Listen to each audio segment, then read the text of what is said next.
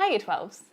Today we will look at Markov chains, which are an area of probability which use matrices to calculate future probabilities and can model complex systems. In maths methods, we will only ever study two-state Markov chains. Markov chains are used to observe a system at a discrete moment in time, n, denoted xn. If the state of the system in the future always depends only on the state in the present, then it is called a Markov chain. For a two-state Markov chain, it is assumed each step will result in one of two outcomes. For example, it can either rain or it cannot rain. The probability of each outcome depends only on the previous step. For example, how your footy team plays this week will decide how they play next week. Finally, the conditional probability is the same at each point in time.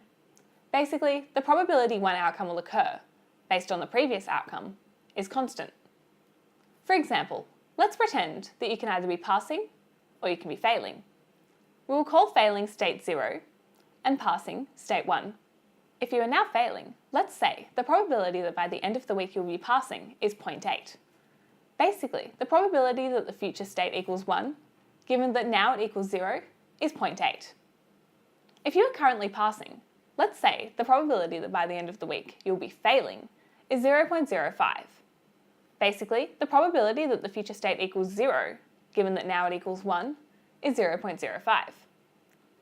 Therefore, our other two possibilities will be that assuming you are failing now, the probability that you will also be failing at the end of the week is 1 minus 0.8, which equals 0.2.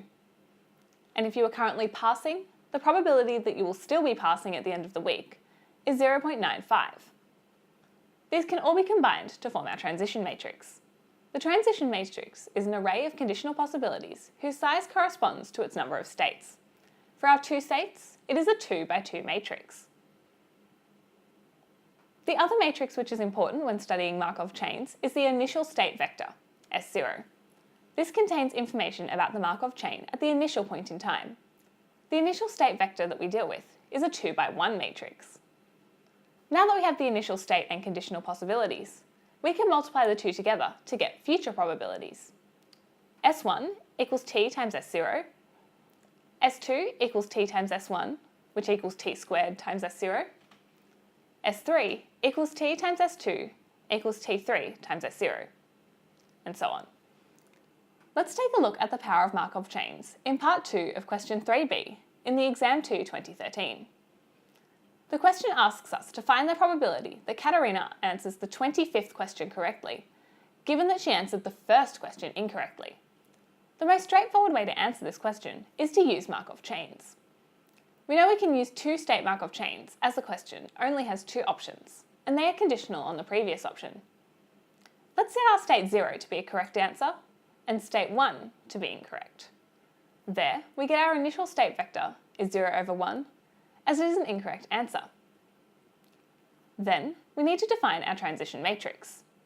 The first element is that the probability she answers correctly after a correct answer is 3/4.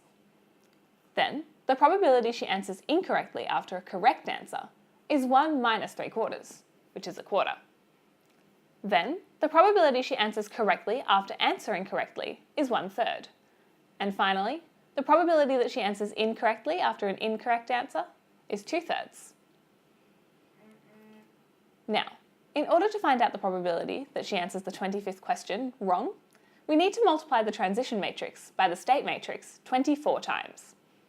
However, this is very time-consuming by hand, so you'll have to rely on your matrix operator on your calculator to help you get the answer. S24 equals the transition matrix to the power of 24 times the initial state of 0 and 1. As we want the steady state where x is 0, our answer is 0.5714. It is really important to define both the state 1 and state 0, so you and the marker know what you are doing. Also, if the question doesn't ask for a series of Markov chains to be done by hand, use your calculator to help you out. Happy studying!